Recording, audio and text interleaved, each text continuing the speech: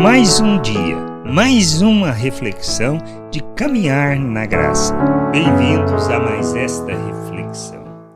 Quando entendemos o operar de Deus, quando compreendemos a sua salvação, a sua obra em nosso favor, quando compreendemos o que Cristo fez por nós, quando nós temos o discernimento que estamos fora do plano e da vontade de Deus, porque andamos segundo a nossa maneira de pensar, nós somos conduzidos primeiramente a um processo de tristeza que nos leva ao arrependimento quando nós buscamos a vontade de Deus.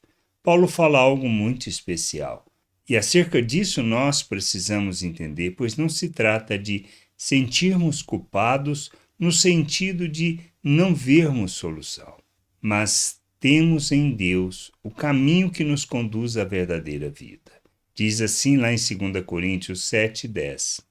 Porque a tristeza segundo Deus produz arrependimento para a salvação, que ninguém traz pesar, mas a tristeza do mundo produz morte. Realidade que nós vivemos quando nós analisamos a história de Pedro e Judas. Pedro, da mesma maneira, negou Cristo, fez o que não deveria, mas a sua tristeza levou a um processo de arrependimento e salvação e de vida em Deus, diferente de Judas, que levou a um processo de culpa que conduziu à morte.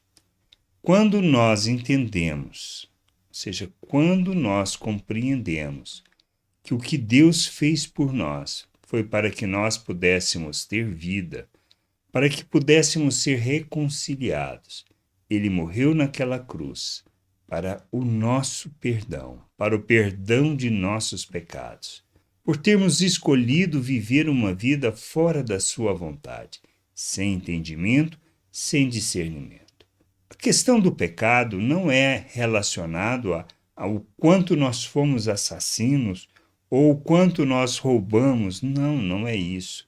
Isto faz parte do processo, mas sim o quanto nós andamos fora da vontade de Deus, quanto andamos na nossa maneira de pensar, o quanto fomos egoístas, orgulhosos, arrogantes, hipócritas, mentirosos, o quanto falamos mal das pessoas, sem qualquer sentido e sem qualquer propósito, o quanto destruímos as relações porque estamos sendo egoístas ou porque simplesmente pensamos em usar das pessoas para o nosso interesse.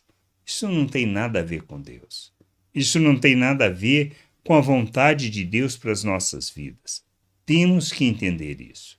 Quando nós entendemos que estamos fora da vontade de Deus, devemos ser conduzidos ao arrependimento, para que assim, produzidos, vamos dizer assim, tendo a tristeza que procede para um processo de arrependimento, nós desfrutamos da salvação, da reconciliação e da vida com Deus.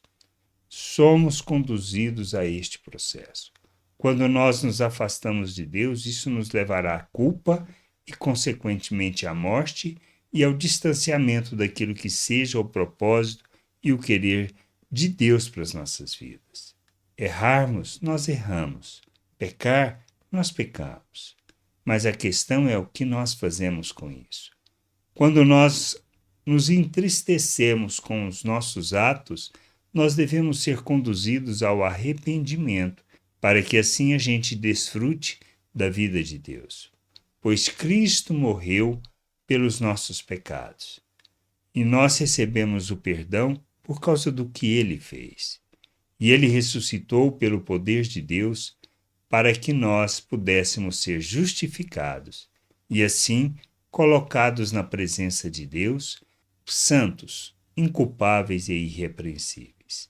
A nossa jornada diante deste processo, diante de um processo de arrependimento, é para nos conduzir à santificação, isto é, para rejeitarmos essa maneira de pensar do mundo e possamos viver segundo o modelo, segundo o exemplo de Cristo.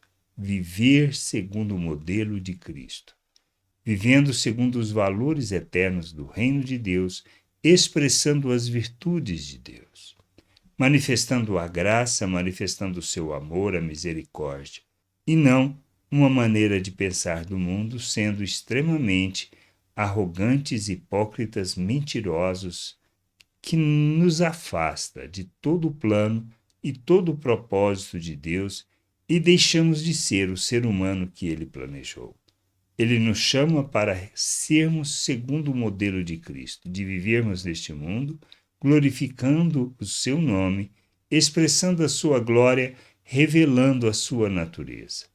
Ele nos faz, por meio de Cristo Jesus, um novo ser, uma nova criatura. Nós somos feitos à imagem de Cristo, recebemos da mente de Cristo para vivermos neste mundo como Cristo.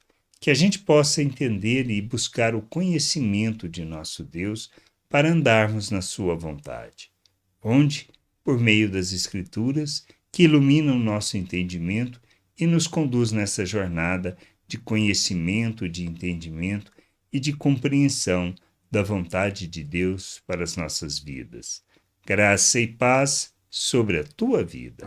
Amém. Você acabou de ouvir uma reflexão de caminhar na graça. Se você gostou, curta, compartilhe, leve esta mensagem a outras pessoas, para que elas também possam compreender e entender a vontade de Deus. E leia as Escrituras, pois ela é a base, o fundamento para você julgar tudo o que você tem lido e aprendido acerca da vontade de Deus.